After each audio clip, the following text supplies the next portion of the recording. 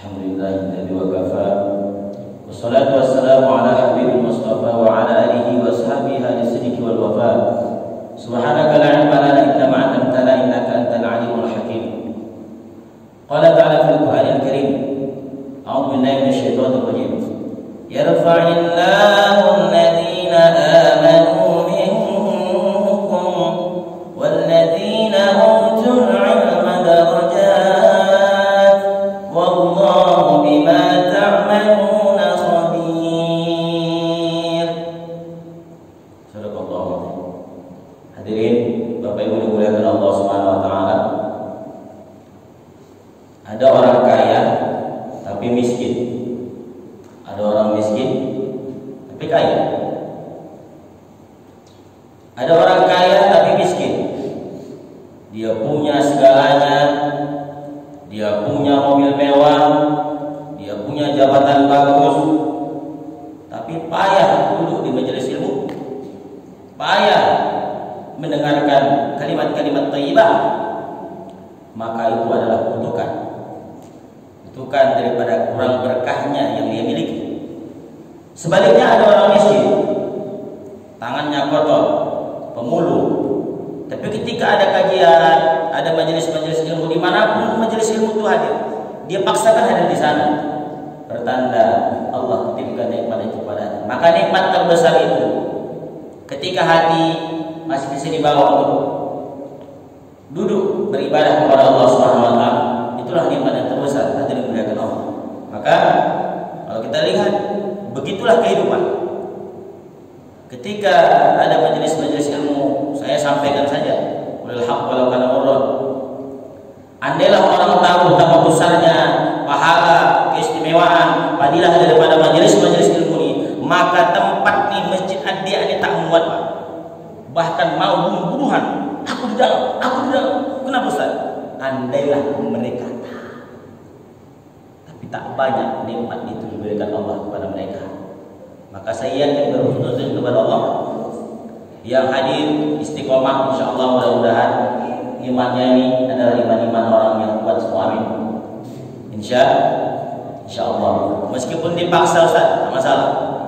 Karena memang untuk yang baik-baik itu Pak harus dipaksa. Paksa bisa biasa. Paksa bisa biasa. Itu sebagai pembuka.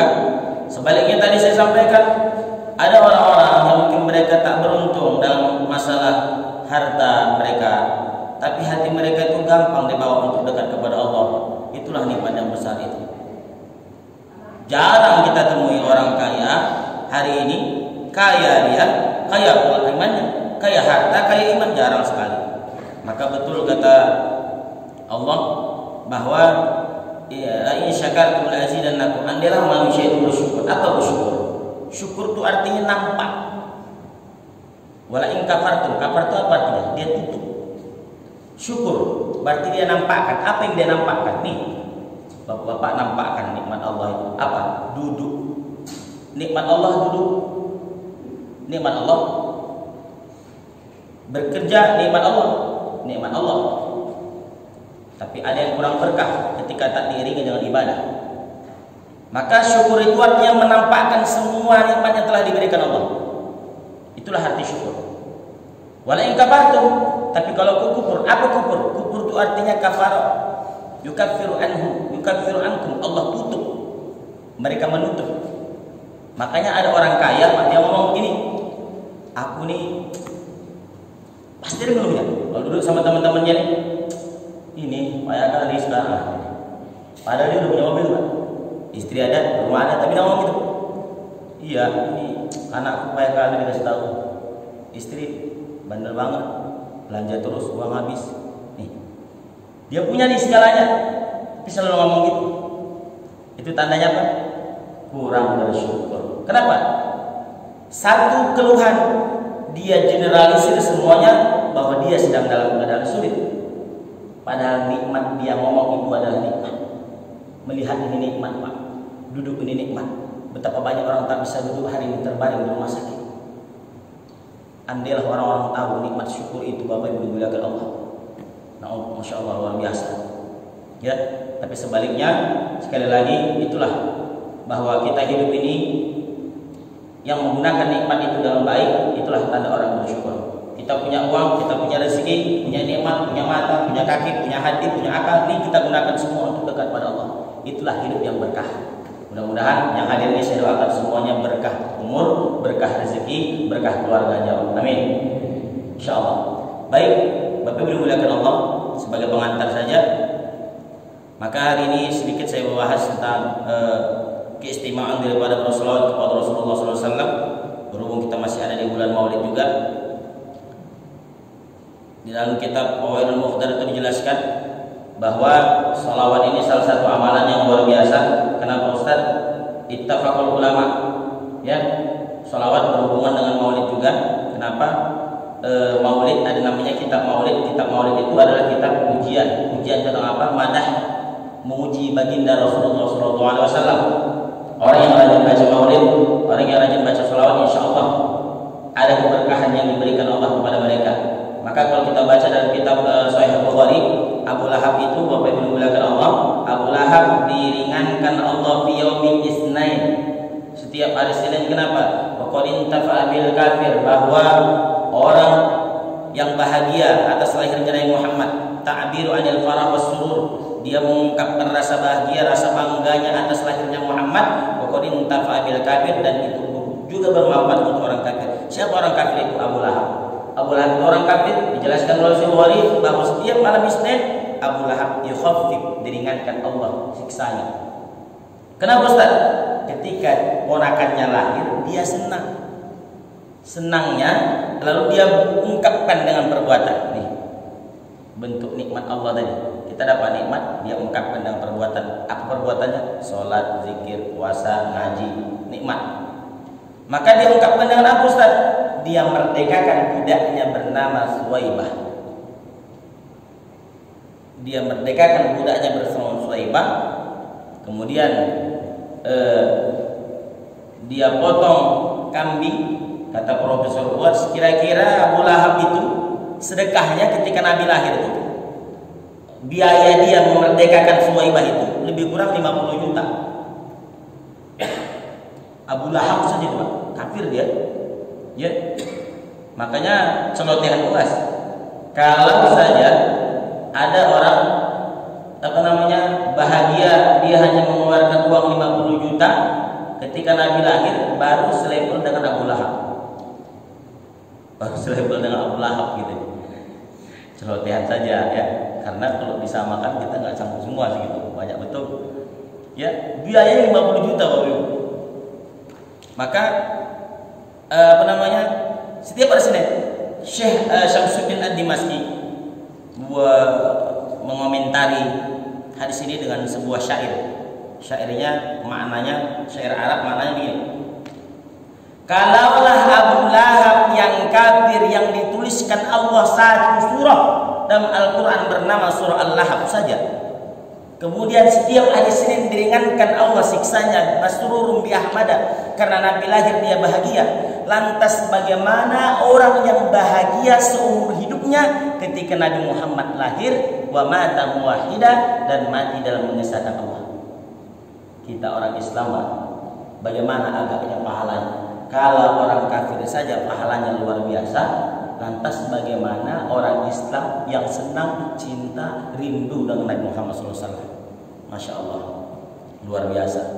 Jadi di antara keistimewaan orang-orang yang merayakan Maulid, Nabi ketika ditanya, ya Rasulullah, kenapa engkau puasa hari Senin? Kata sahabat, Nabi jawab, "Dzaka yauma wulidtu." Itu hari lahirku, makanya aku puasa hari Senin. Artinya Nabi sendiri memperingati hari lahirnya dengan berpuasa setiap hari Senin. Artinya apa? Bahwa kita boleh merayakan ulang tahun dengan catatan satu. Apa Ustaz? Dengan ibadah. Karena Nabi merayakan hari lahirnya dengan ibadah. Apa ibadahnya? Puasa. Kita Pak ulang tahun nih, ada Oktober nanti ulang tahun, ya seperti hari ini hari ulang tahun ya, hari ulang tahun listrik nasional. Ya, mudah-mudahan listrik ini bisa terus semakin maju, ya. Riau Kepri ini terus bisa bercahaya, ya, insya Allah. Tapi jangan hanya rumah-rumahnya saja yang bercahaya, kalau bisa hatinya juga harus bercahaya, ya. Karena yang paling penting itu adalah hatinya, cahaya. Orang kalau hatinya bercahaya, meskipun dia berada di kegelapan, dia tetap akan bersinar. Artinya ketika hidupnya terus berkah, dimanapun hidupnya akan bersinar, ya. Gitu. Kita doakan sekali lagi, mudah-mudahan sekali lagi listrik nasional mudah-mudahan semakin maju. Orang-orang daerah yang hari ini belum dapat listrik mudah-mudahan akan sampai nanti terus menjinari, insyaallah. Amin ya rabbal alamin. Jadi Bapak Ibu Allah SWT, itu tadi daripada keistimewaan sholawat itu. Ada yang bertanya, ada seorang ulama bernama Abdul Mawahib Asy-Syadzili rahimahullah taala anhu. Beliau punya kitab namanya Anwarul Muhammadiyah. Dalam kitab itu beliau jelasin kalau orang cinta dengan Nabi, meski sholawatnya 300 kali sehari, kalau mau dikata cinta dengan Nabi. Lalu beliau mimpi nih dengan jumpa Rasulullah. Jadi ulama-ulama itu Pak, biasa jumpa dengan Nabi dalam mimpinya. Mimpi itu adalah bunga-bunga tidur. Biasanya yang sering kita ingat, yang sering kita pikirkan akan masuk ke dalam mimpi. Kenapa ulama itu bisa mimpi dengan Rasulullah? Karena satu, dia mengamalkan sunnah Rasulullah. Kemudian yang kedua, dia cinta dengan Nabi Muhammad SAW, mengamalkan ilmunya, disebut-sebut dengan sholawat. Makanya hadir dalam mimpinya. Kita kenapa jarang mimpi, bahkan mungkin payah mimpi dengan Rasulullah? Kenapa? Karena kita jarang sebut-sebut, jarang ingat-ingat, jarang. Termasuk Ustaz, meskipun sudah sering ikut majelis sholawat, belum pernah mimpi jumpa dengan Rasulullah, tapi terus berusaha. Mungkin hatinya belum sampai ke sana, tapi terus belajar terus. Karena kita harus sampai pada level cinta dengan Rasulullah SAW. Maka kalau dibahas tentang cinta ini panjang lagi, Pak. Kita sering ngomong cinta sama anak, ngomong cinta sama istri. Buktinya apa cinta itu? Cinta itu seperti apa? Lebih dalam lagi. Jadi kenapa kita payah berjumpa dengan dalam mimpi? Karena itu. Jadi Abdul Mawahib tadi mimpi, Pak, jumpa Nabi. Dia bertanya dengan Rasulullah, ya Rasulullah, sallallahu biha asran, kata dia, rahmat Allah 10. Liman shalla 'alaika salatan wahidah, bagi orang yang bersalawat kepadamu 1 kali. Betul kata Nabi. Dia tanya, apakah orang yang sholawat itu hatinya harus hadir, kata dia. Kata Nabi, lah. Untuk pemula, lah. Apakah dapat pahala? Dapat. Apa pahalanya? Yu'tihillahu amsalul jibal minal malaika tad'una wa tastaghfiruna ila yaumil qiyamah.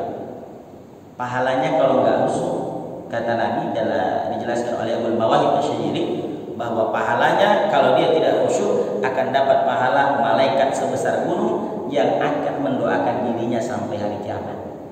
Apa dalilnya, Ustaz? Innallaha wa malaikatahu yusholluna 'alan nabi. Allah saja sholawat, malaikat saja sholawat. Al-Ahzab 56. Maka kalau ada manusia yang enggak sholawat, berarti lebih parah dari Allah. Maka kata Sayyid Alawi Al-Maliki Al-Hasani, bahkan sholawat itu wajib, kata beliau, sampai segitunya. Nah, kata pendapat alim ulama. Lantas ditanya lagi, oke, lalu bagaimana kalau hati mereka hadir? Wah, ditanya lagi nih sama Abdul Mawahib Rasulullah. Kata Rasulullah dengan Abdul Mawahib, kalaulah hatinya hadir, wallahu a'lam, hanya Allah yang tahu sebesar apa agaknya pahala yang layak diberikan untuk orang-orang yang sholawat hatinya hadir kepada Allah. Jadi hadirin muliakan Allah SWT, begitu berkahnya sholawat itu. Maka kalau di Jawa itu orang sholawat itu luar biasa, ramai sholawatan itu. Ya, ada satu syair Jawa itu, mereka mensyarah daripada firman Allah itu, bukan mensyarah sebenarnya, mengartikan, memaknakan firman Allah Al-Ahzab 56 tadi. Sholawat ayo sholawat, wong Gusti Allah wae sholawat. Saya cari apa artinya ini. Ternyata sholawat, yuk sholawat. Kenapa? Wong Gusti Allah wae sholawat. Ternyata Allah saja sholawat. Itu makna Al-Ahzab 56 tadi. Luar biasa. Maka hadirin muliakan Allah, saya ingin ajak kita, yuk di akhir zaman ini, kata Habib Alawi Al-Haddad, salah satu amalan-amalan yang dapat menyelamatkan kita nanti di akhir zaman ini, insyaallah, kemudian di akhirat nanti, salah satunya sholawat. Karena Nabi akan kasih syafaatnya hanya kepada orang-orang yang menyebut namanya. Jangan pernah mimpi Nabi Adam nanti ngomong begini, nafsihi, kata Nabi Adam, nafsihi, sendiri. Kenapa? Sibuk dengan urusan mereka, tak bisa menolong. Maka datang Nabi Muhammad. Apa dia bilang? Ya Rabb, laqad wa'adtani alla tukhziyani fi ummatika. Kau kan sudah bilang sama aku, udah janji padaku untuk tidak membuat sedih nanti tentang umatku ini. Tolong selamatkan umatku yang akan masuk neraka. Sampai umatnya dia bilang tak ada nanti yang masuk neraka. Tak ada yang masuk neraka, tak ada yang tak masuk surga gitu. Tak ada yang tidak masuk surga. Artinya ada yang masuk neraka juga dulu, Pak. Ada juga direbus dulu agak-agak sehari ya di dalam neraka itu. Sehari di sana beda sama dunia. Sehari di dunia 1000 tahun akhirat. Jadi kita ini kalau dihitung hitungan akhirat, hidup kita ini di dunia paling hitungan hari. Jadi itu dunia ya. Kalau umur kita wallahi baru berapa menit kita hidup di dunia ini, Pak. Maka dimuliakan Allah, akhirat adalah kehidupan yang kekal. Akhiratlah kehidupan yang sebenarnya. Dunia ini cuma tempat singgah. Kita ini hidup untuk apa? Kerja untuk apa? Yuk ingat sholawat, ingat Allah, ingat Rasulullah. Sekali lagi, kalau kita kerja silakan, kita mau kerja apapun silakan, mau di kantor DPR, gubernur apa silakan, kita suruh bekerja. Faiya kuliyatus sholat. Tapi ingat ya, kita selesai sholat, tapi sholat dulu, ibadah dulu. Selesai sholat, fantasyiru fil ardh. Oh, silakan bertebaran di muka bumi, cari kerja, monggo, cari uang silakan, tidak ada masalah. Sekali lagi, pekerjaan kehidupan yang membawa berkah adalah pekerjaan yang tidak lepas daripada ibadah kepada Allah. Sekali lagi Bapak Ibu Allah SWT, ingat, yuk hari ini kita kerja, makin dekat gak sama Allah, Pak.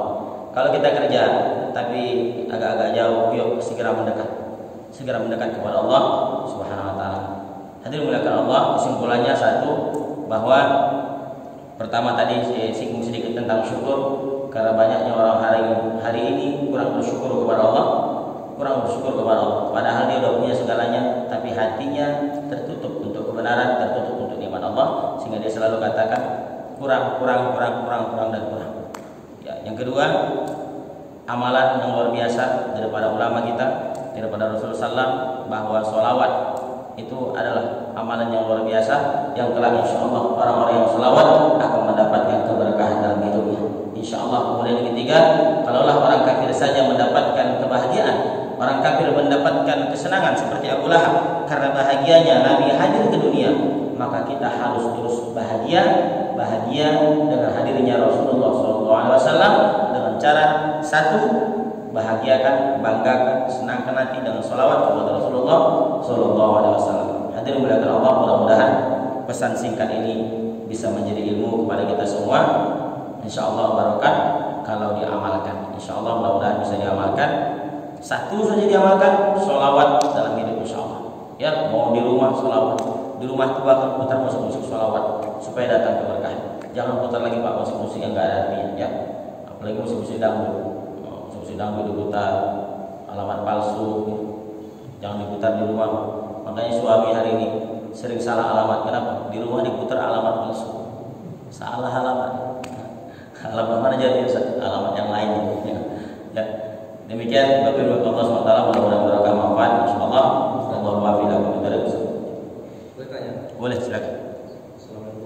Assalamualaikum warahmatullahi wabarakatuh. Siapa yang lebih afdal itu sebutan salawat sallallahu alaihi wasallam daripada Allahumma sholli ala Muhammad? Mana lebih afdal? Kalau salawat ini sebenarnya yang saya pelajari ada sirat salawat namanya. Sirat itu bentuk, ya, bentuk daripada salawat. Ada banyak salawat ini Pak.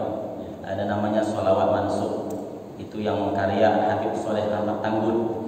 Ada salawat nariyah, ada salawat munjian, ada salawat tibil qulub yang sering kita dengar. Allahumma sholli ala sayyidina Muhammadin tibil qulubi wa dawaiha. Itu salawat obat hati. Kalau sedang galau baca itu insyaallah tenang, tapi pegang hatinya, diamalin. Nah, mana yang lebih afdal, Allahumma sholli ala Muhammad dengan sallallahu alaihi wasallam? Sebenarnya itu sama saja. Cuman kalau sallallahu alaihi Muhammad ini itu namanya sholawat Jibril. Sholawat Jibril. Dia apa ya namanya? Kalau sholawat bahasanya itu dia sudah mentok, sudah umumnya. Kemana aja sholawat ini masuk. Sholawat ini mau kita mau apa? Mau kita minta berkah apa? Susah hidup, sholawat. Mau supaya hidup bahagia, ya supaya jangan susah, sholawat. Mau Allah bukakan pintu rezeki, sholawat. Allah bukakan doa, sholawat. Dan kita Darotun Nasih itu antara langit dan bumi itu ada hijab, dan hijab itu hanya terbuka dengan sholawat. Makanya orang kalau doa harus baca sholawat dulu. Ya, alhamdulillah rabbil alamin. Di mana-mana Ustaz Imam awalnya itu kenapa? Karena kalau dia tidak pakai sholawat, doa itu tidak sampai ke rodo, taman doa dikumpulkan. Dia hanya sampai antara langit dan bumi. Ya, makanya dibuka dengan sholawat. Kalau ditanya mana yang lebih afdal, kalau jawaban saya dua-duanya afdal. Ya, dua-duanya afdal. Tinggal kita mau amalin yang mana. Nah, kita kalau Bapak mau amalin Sallallahu Alaihi Muhammad itu, insya Allah bisa terbimbing kepada ibadah apa namanya, ruhaniyahnya, ruhaniyah.